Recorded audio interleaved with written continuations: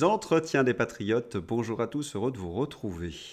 Macron prononce un discours à l'intérieur de Notre-Dame. Sacrilège comme pour faire diversion. Avant de répondre à ces deux questions et traiter d'autres sujets d'actualité, vous connaissez la coutume sur cette chaîne, je commence toujours mon entretien par remercier ceux qui m'ont permis justement de le produire, car ils m'ont financé à l'aide des merci rémunérateurs. Et aujourd'hui sont à l'honneur des fidèles parmi les fidèles, Nono Broquet, Rambard, Emmanuel Nathan, Yann Penaud, Philippe Bohen et ma chère Fernande Richter. Merci à eux du fond du cœur. Et puis je tenais à vous remercier pour votre fidélité. Oui, il faut aider la réinformation. Vous ne savez pas comment faire? Eh bien, c'est simple, il suffit de lever le petit pouce, écrire de gentils messages et diffuser sur d'autres réseaux sociaux. Merci à tous. Information qui fait la une de nos journaux. Emmanuel Macron a prononcé un discours à l'intérieur de Notre-Dame. Mais rappelons-nous, Notre-Dame a brûlé il y a 5 ans et on ne sait toujours pas ce qui s'est passé. Je ne vais pas réouvrir le dossier aujourd'hui, mais si vous voulez en savoir plus sur l'incendie de Notre-Dame, je vous mets en description les entretiens des patriotes consacrés à ce sujet. L'incendie de Notre-Dame en 2019, il y a néanmoins une certitude, ce fut une sacrée aubaine pour Emmanuel Macron. Mais revenons à l'inauguration de Notre-Dame. Tout l'été, Emmanuel Macron a annoncé qu'il prononcerait un discours dans Notre-Dame lors de l'inauguration le 7 décembre. Mais face à la colère des catholiques et des associations, Macron recule. Emmanuel Macron s'exprimera sur le parvis de Notre-Dame de Paris le 7 décembre. Une question de respect des traditions.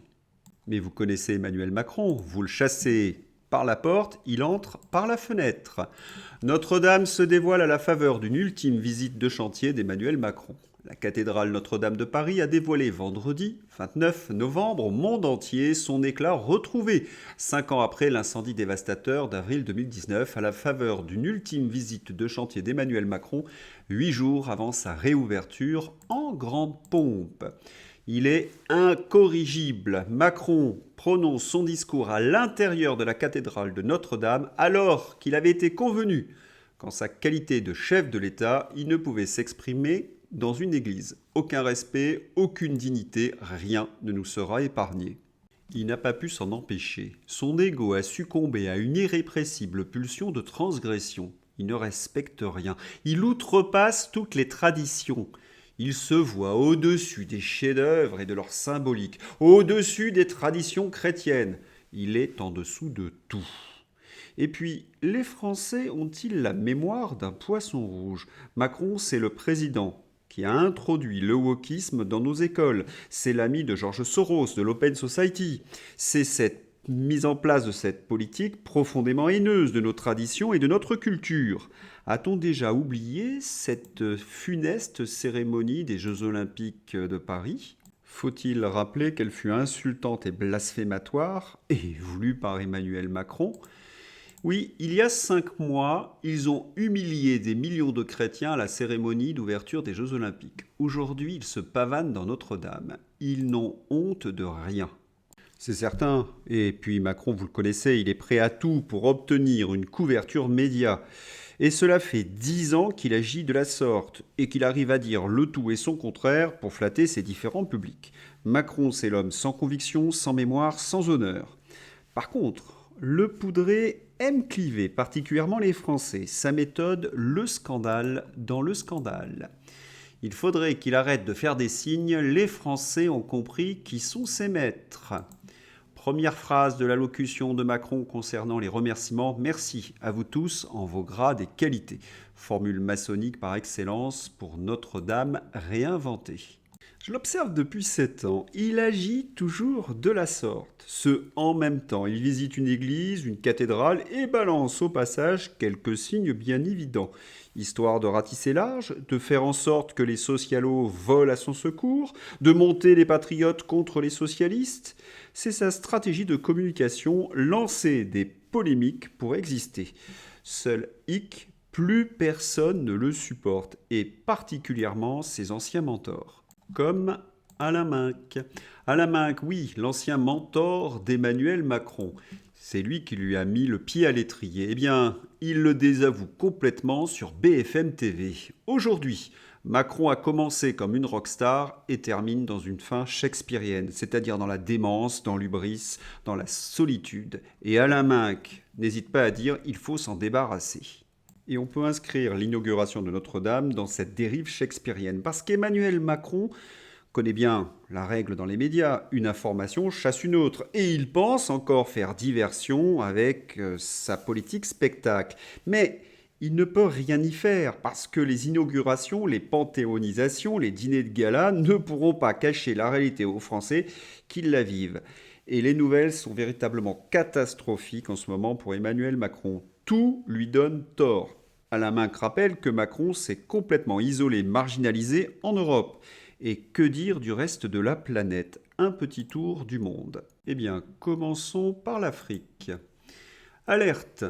Le Tchad et le Sénégal viennent de chasser la France. Emmanuel Macron aura réussi à liquider toute notre diplomatie avec l'Afrique en 7 ans. Le Tchad, dernier pays du Sahel abritant les troupes françaises, rompt ses accords de coopération avec Paris. Le président du Sénégal appelle au départ des militaires français de son pays. La France est chassée d'Afrique. Florian Philippot. Donc, le nouveau ministre des Affaires étrangères, Jean-Noël Barrot, fait une tournée au Tchad. Vous savez, Jean-Noël Barrot, on dirait une gargouille de Notre-Dame. En Éthiopie et au Sénégal, sa toute première. Quelques heures plus tard, le Sénégal annonce que les troupes françaises doivent quitter le pays. Le Tchad annonce la rupture des accords de défense avec la France. Pas besoin des méchants Russes, on se tire tranquillement des balles dans le pied tout seul avec des nullités pareilles au gouvernement. Il faut dire que lorsque l'on regarde la gargouille Jean-Noël Barrot, cela ne fait aucun doute. Mais revenons sur notre continent. L'Europe connaît un réveil des peuples. Où est la voix de la France? Muette. Ah oui, c'est vrai. Emmanuel Macron préfère jouer les guides touristiques à l'intérieur de Notre-Dame. Et pourtant, c'est passionnant. L'AfD fait pression pour que l'Allemagne quitte l'Union européenne dans un programme électoral. Intéressant, l'AfD veut que l'Allemagne sorte de l'Union européenne si elle gagne les élections législatives en février 2025. Elle veut aussi rétablir des liens avec la Russie. L'AfD est à environ 20% dans les sondages. Dans ces entretiens, j'ai souvent évoqué que l'Allemagne pourrait être le premier pays à sortir de l'Union européenne. Et voilà qu'un parti inscrit donc un Germanixit à son programme. Vous imaginez la tête de nos européistes français germanophiles? Ah, ils auraient l'air bien malins. Autre pays qui se révolte contre la tyrannie européenne, la Roumanie. C'est beau la démocratie en Europe. La Roumanie cherche comment annuler la victoire du candidat indépendant anti-Union européenne et anti-OTAN. Ça commence vraiment à se voir que l'Union européenne est une horreur antidémocratique qui nous conduit à la destruction. La Cour constitutionnelle roumaine réexamine la victoire électorale de Călin Georgescu. Et la bêtise de cette Union européenne atteint des sommets. Manipulation en Roumanie, TikTok soupçonné d'avoir propulsé un candidat pro-russe en tête de la présidentielle. Vous imaginez que 95% des médias sont possédés par des européistes, il y a un ou deux réseaux sociaux qu'ils ne contrôlent pas, et ils accusent le réseau social de manipuler les élections. Oui, vraiment trop fort ces européistes. Et ce qu'il y a de plus absurde, c'est qu'ils tiennent le même raisonnement pour des pays non européens comme la Géorgie. Les élections en Géorgie n'ont pas été équitables et doivent être relancées, a conclu le Parlement européen. De quel droit le Parlement européen fait de l'ingérence électorale dans un pays non membre de l'Union européenne? C'est sidérant parce que c'est un très bon exemple de politique impérialiste et colonialiste. Mais il y a quelque chose de bien plus étonnant. Ces européistes qui sont woke, écologistes, impérialistes, colonialistes, destructeurs de prospérité, antidémocratiques, ne comprennent pas pourquoi le monde entier les déteste et ne veulent plus d'eux. Étonnant, non? Le président Vladimir Poutine sur les Européens. Vladimir Poutine, si demain Washington menace de les pendre, les Européens ne poseront qu'une question.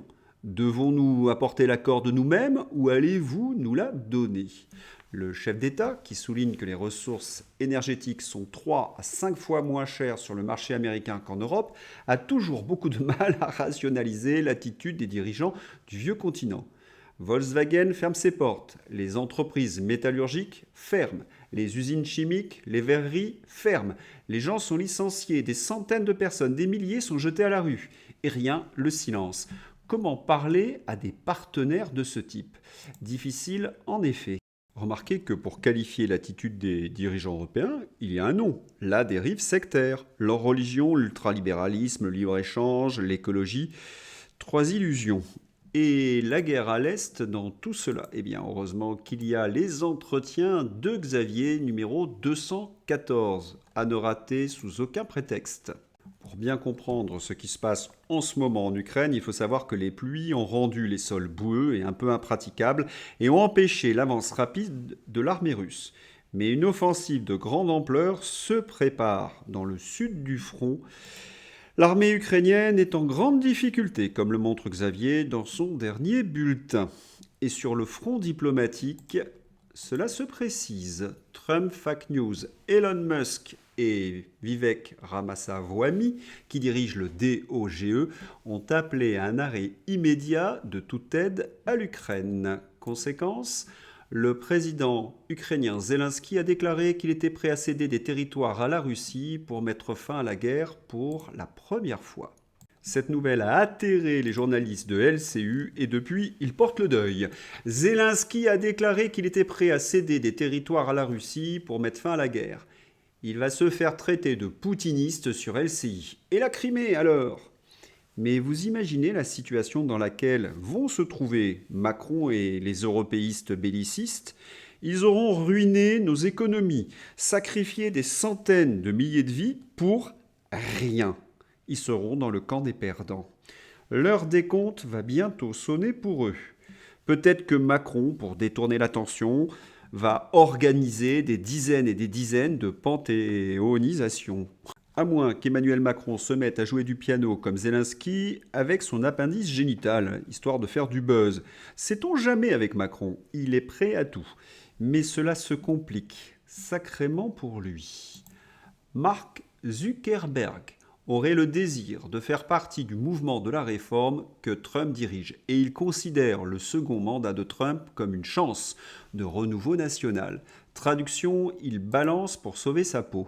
C'est juste, mais si Robert Kennedy Jr., Zuckerberg, Elon Musk livrent au grand public les dossiers chauds sur la pandémie, je ne vois pas comment Macron pourrait résister à une telle vague. Et il faut également ajouter le dossier Didi. Elon Musk annonce la publication de la liste des clients de Didi et de Jeffrey pour le 20 janvier. Hollywood en mode panique, nombreux ceux qui commencent à quitter les USA. Cause invoquée par ces misérables, l'élection de Donald Trump. Et dans cette liste, vous le savez, il y a des Français très célèbres, très puissants. On attend donc ces révélations avec beaucoup d'impatience. Je reviens sur le dossier du wokisme à l'école et sur la théorie du genre. Ève Wagerland, professeure sur les propos d'Anne Genté, ministre de l'Éducation nationale, qui nie la théorie du genre. Elle est dans le déni total. L'extrait dans ma description vient confirmer les développements de mes précédents entretiens. Wokisme et Emmanuel Macron toujours. Le nouveau président de l'Arcom, nommé par Emmanuel Macron, est un haut fonctionnaire woke qui avait lancé en 2020 la mission diversité à l'Opéra de Paris pour y réduire le nombre de blancs et recruter davantage de diversité. On espère en effet que le Parlement va bloquer sa nomination. Oui, on n'en peut plus et un dernier sondage d'ailleurs vient confirmer la tendance. Budget 2025, plus de la moitié des Français favorables à une motion de censure. Autrement dit, mettre Emmanuel Macron dehors. Avant d'ouvrir la page Fantaisie, je voudrais vous montrer une image comme un espoir de paix. Cette image semble anodine, elle est pourtant bouleversante. Sitôt le cessez-le-feu entré en vigueur, les habitants du sud du Liban se sont immédiatement mis en route pour rentrer chez eux, même s'il ne reste plus rien. Le courage, l'amour de sa terre, la fierté d'être libanais. Pour rappel, ce cessez-le-feu, c'est l'effet Donald Trump. Cessez-le-feu au Liban, déjà un effet Donald Trump. L'accord de cessez-le-feu entre Israël et le Hezbollah porte la marque du président élu avant même son retour à la Maison-Blanche. C'est l'heure d'ouvrir la page Fantaisie avec un fil directeur Donald Trump. Donald Trump, ce prophète.